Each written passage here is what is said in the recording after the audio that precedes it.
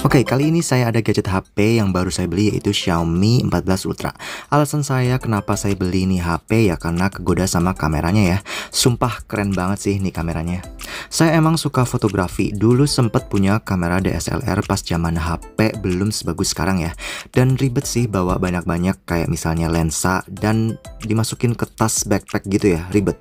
Untung aja sekarang udah ada kamera HP yang menurut saya hampir setara kayak mirrorless, lebih ringkes dan slim. Yang intinya tinggal foto dan langsung bisa diupload ke sosial media. Desain dari Xiaomi 14 Ultra ini emang bukan the best sih ya compare dengan HP merek lain. Mungkin ada beberapa dari kalian yang suka desainnya, tapi menurut saya not the best sih. Tapi it's okay lah karena saya lebih fokus ke kameranya ya. Xiaomi 14 Ultra ini jelas banget masih oke ya buat ngegame. Bagian lensa yang emang bulat dan tebel itu malah jadi nilai plus pas main game atau nonton film. Bisa buat pegangan gitu ya, kayak berfungsi sebagai grip yang membuat HP antang di tangan dan secure. Dan nyaman juga buat sandaran jari kita pas browsing dan scrolling di sosmed. Ada nilai plusnya juga ya, tuh si bopeng jendol.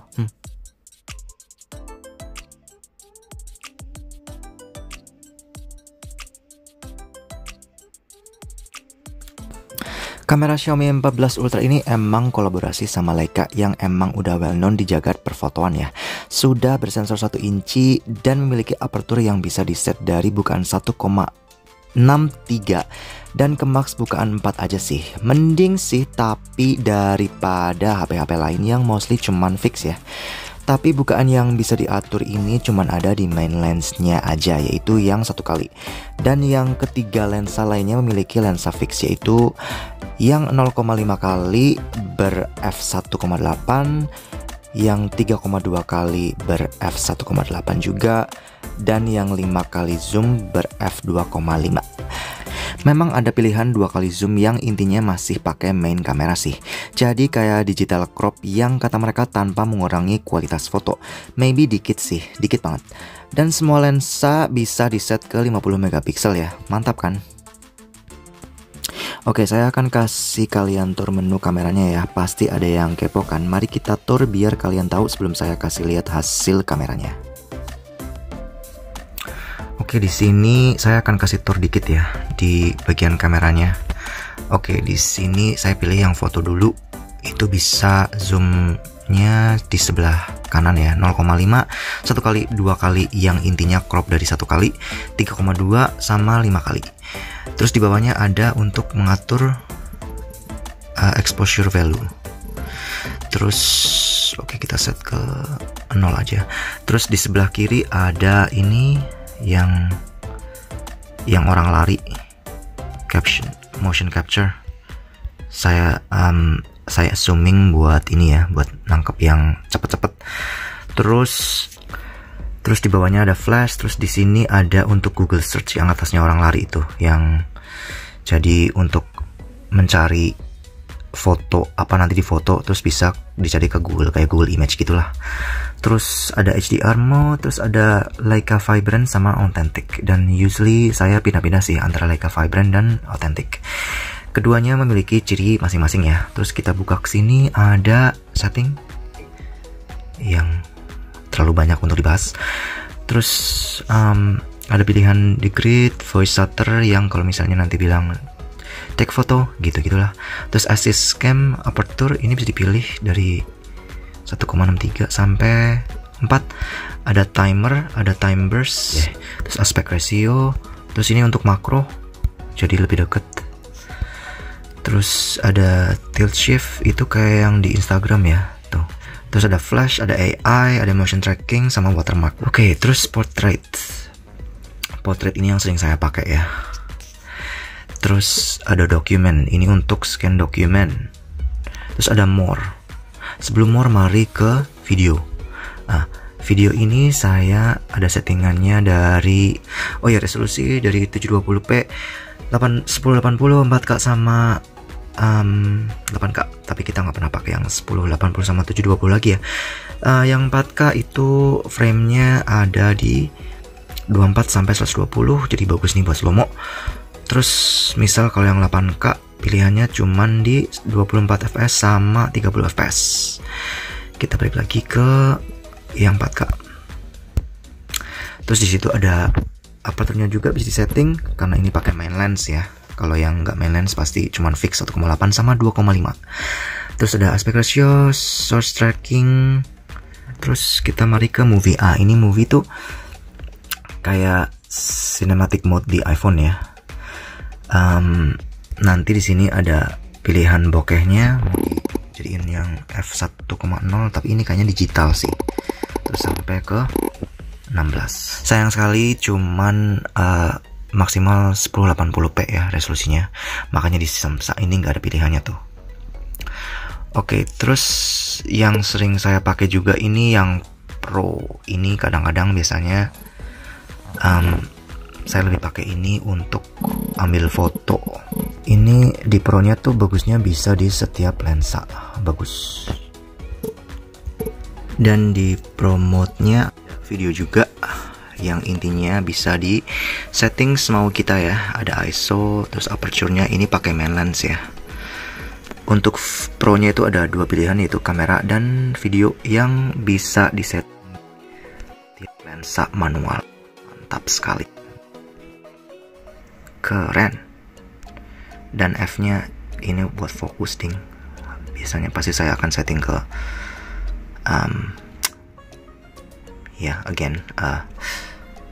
automatic. Dan lens yang bisa di aperture-nya bisa disetting secara manual, yang lain fix.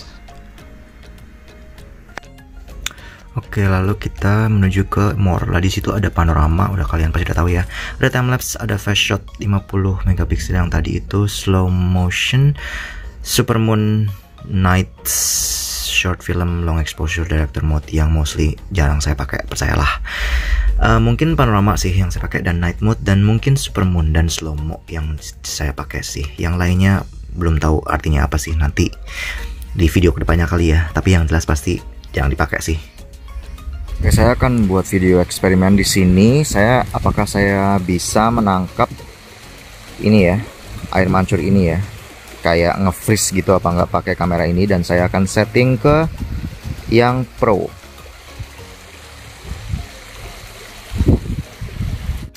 Saya setting di, let me check. Karena ini pakai bukan yang main lens, jadi aperture-nya nggak bisa diatur ya. Sementara ini saya akan pakai yang main lens dulu, yang bisa aperture-nya diatur. Saya akan atur ke yang bukan paling gede, yaitu 1,63. Dan shutter speed-nya 1250. Terus ISO-nya 50. Oke, kita mulai jepret ya.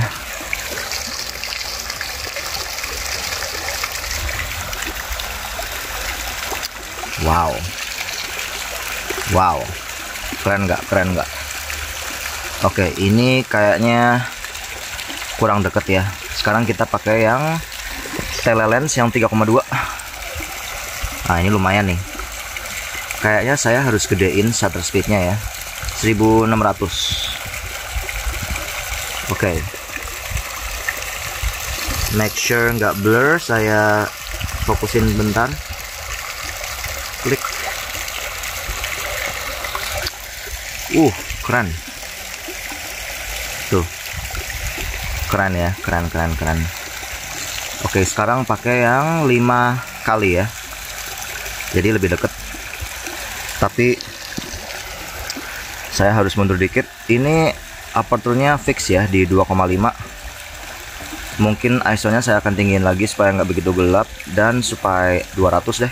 Dan supaya saya bisa besarin ini ya, cepetin shutter speednya. Oke, harusnya ini lebih bagus ya, karena lebih cepat shutter speednya. Wow, dan itu lebih clear dari yang sebelumnya ya, karena depth of fieldnya itu lebih besar dari yang 1,6. Jadi mostly itu clear, nggak ada yang blur. Keren sih, mantap.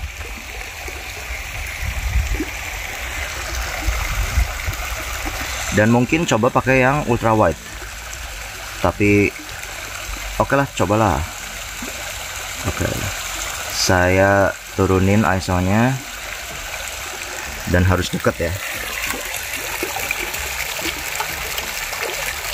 Ini dekat lagi. Oke.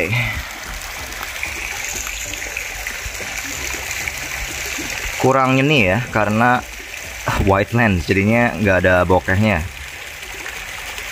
Lebih bagus yang ini nih, yang menurut saya lebih bagus yang ini, yang 5 kali dan bukan aperture-nya 2,5, 5000 per sek, 1/5000 sama ISO 200.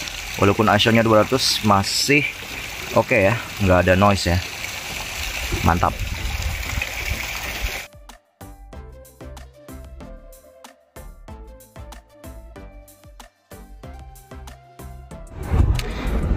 Oke, lagi di daerah Harbor Bridge. Sekarang akan saya tes videonya ya. Sore hari jam 6 masih terang karena daylight saving.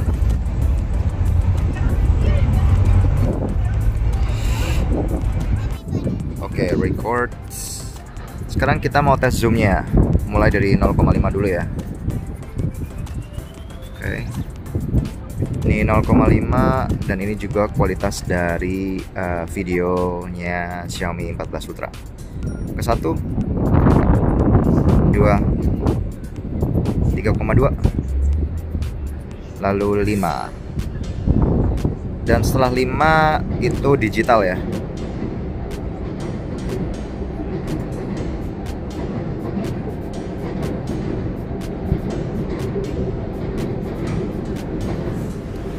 Oke, videonya bisa zoom ke 15 kali, yang intinya itu digital. Kita onin HDR-nya. Ini hasil setelah HDR on ya, pakai main kamera.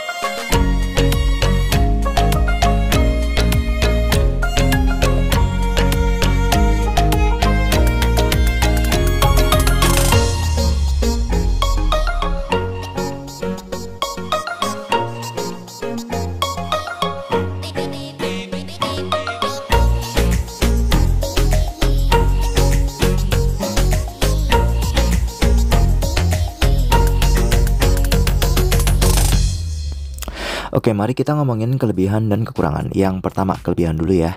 Yang jelas kamera ya, mantap abis. Saya pengguna Samsung Galaxy S23 Ultra, pindah ke Xiaomi ini emang kerasa sih bedanya. Apalagi foto yang bokeh-bokeh. Sebetulnya ngomongin kamera bakal panjang sih. Nanti akan saya buat video komparasi dengan Galaxy device yang saya punya, yaitu S23 Ultra dan Fold 6. Yang kedua, haptic feedback yang melegar sih menurut saya. Berasa banget setiap kali berinteraksi sama layar Xiaomi ini. Saya setting ke paling yang tinggi. Menurut saya lebih oke di Xiaomi ini ketimbang di Galaxy device yang saya punya. Ketiga, entah kenapa layarnya bikin mata saya adem karena jerih banget ya. Gimana gitu, warnanya vivid banget dan menurut saya lebih bagus dari Galaxy S23 Ultra. Kedua, sudah saya setting di vivid dan kepadatan pixel tertinggi dengan brightness full. Mata saya lebih cenderung ke HP Xiaomi ini sih. Again ya, itu menurut saya, setiap orang beda sih. Dan lihat di dunia nyata itu beda dengan hasil video ini ya. Yang keempat, speakernya keras dan jernih. Jadi bagi kalian yang males bawa speaker tambahan, Xiaomi ini benar-benar mantep buat dengerin musik apalagi film action. Yang kelima, sudah support SSD eksternal, dan bagi kalian yang suka asal jepret dan video yang lama, good news karena bisa ditransfer langsung ke SSD, jadi biar memori HP gak full. Walaupun Xiaomi yang saya punya ini udah 512 GB, tapi saya gak suka pakai memori melebihi dari setengah memorinya sih. Gak tahu kenapa, sudah habit aja. Yang keenam, Xiaomi ini udah fast charging tentunya, yang cuma butuh waktu 48 menit pakai bawaan charger yang udah 90 watt ya. Dari 0 sampai 100% dengan keadaan mati. Cepet kan? Mantap. Yang ketujuh, udah dapet casing dan charger di dalam box. Dan mantapnya lagi udah ada screen guardnya. Jadi bisa saving sekitar up to 1 jutaan ya, jika dibandingkan beli HP kayak iPhone dan Samsung yang gak dapet sama sekali casing, screen guard, apalagi charger yang udah 90 watt. Nah, saatnya ngomongin kekurangan. Yang pertama, kadang lensa ngembun. Waduh, ini terbilang sangat fatal ya. Harusnya chamber lensa itu bebas moisture ya. Tapi kok hal ini saya notice terjadi saat musim dingin. Dikarenakan tangan dan kantong untuk menyimpan HP saya hangat, dan pada saat dikeluarkan di hawa dingin dan menggunakan kameranya, embun muncul di lensa. Gak pernah sih terjadi sama HP saya yang lain. Dan padahal ini HP baru loh. Yang kedua, build quality yang menurut saya kurang premium ya. Bagian belakang yang kelihatan kayak kulit, tapi bukan kulit, menurut saya malah kurang oke ya. Itu selera sih, tapi setiap orang berbeda. Mungkin ada di antara kalian yang suka dengan model kulit PU kayak gini ya. Yang ketiga, bagian lensa koclak. Waduh, jika digoyang kayak ada bunyi lensa di dalam yang bergerak-gerak. Yang menurut saya ini sangat riskan ya, takutnya rusak OIS-nya, yang nantinya mungkin hasil video bakal jitter. Tapi saya pasang di phone holder pas riding motor beberapa kali, dan holder tanpa peredam getar. Tapi sampai sekarang masih oke sih, gak jitter ya, semoga aja gak apa-apa sih. Oke, yang keempat, video di low light masih kurang oke dan masih jitter. Waduh, kayak kesusahan nangkep cahaya ya. Kalah sama HP lain kayak Samsung S23 Ultra yang saya punya. Yang kelima, kalau udah biasa pegang HP Android Samsung, pegang Xiaomi ini jadi rada kagok ya. Karena Samsung memanjakan kita dengan fitur-fitur yang lebih banyak daripada HP Xiaomi ini. Sebagai contoh simple, circle to search-nya Samsung yang sangat praktis, dan kalau mau copy text tinggal di highlight aja. Di Xiaomi bisa, tapi lebih ribet, kudu di screenshot dulu, terus di teks dan kedetek semua, dan kudu pilih yang mana. Ribet kan. Lalu slide down notifikasi yang di Xiaomi jadi 2 bagian, beda sama Samsung yang jadi 1. Itu aja sih contoh simple. Ada beberapa kasus simple sedikit, tapi jarang saya pakai sih. Tapi lama-kelamaan udah biasa aja sih. Yang keenam, menurut saya baterai kurang awet ya. Perasaan selama pakai device Galaxy oke-oke aja seharian.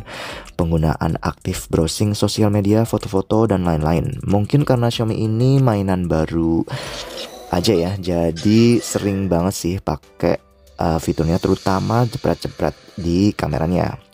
Tapi firasat saya mengatakan baterainya gak seawet Galaxy S23 Ultra saya. Walaupun Xiaomi 14 Ultra ini lebih gede, yaitu 5000 mAh. Oke, kesimpulan, worth to buy kah Xiaomi 14 Ultra ini? Menurut saya gak peduli sama kekurangan yang mungkin bisa dikatakan 50-50 ya, sama kelebihan according to my liking aja sih. It's worth to buy sih menurut saya. Kalau kamu suka fotografi, HP kudu punya ini, karena selain hasil kamera yang bagus, ada banyak aksesoris lainnya yang dibuat untuk Xiaomi ini yang akan menjadikan experience fotografi kalian menjadi mantap. Contohnya fotografi kit yang dibuat oleh Xiaomi untuk menambah experience berfoto dengan produk ini menjadi lebih oke. Nanti akan saya bikin reviewnya lagi ya tentang Xiaomi fotografi kitnya. Dan aksesoris-aksesoris lainnya kayak filter dan lensa eksternal tambahan kayak ini nih, menjadikan HP Xiaomi 14 Ultra ini menjadi keren. Dan yang jelas hasil fotonya bakal keren juga. Oke, sekian dulu aja review Xiaomi 14 Ultra ini yang mostly about kamera sih. Kalau dia yang mau tanya silahkan komen aja ya. Thank you.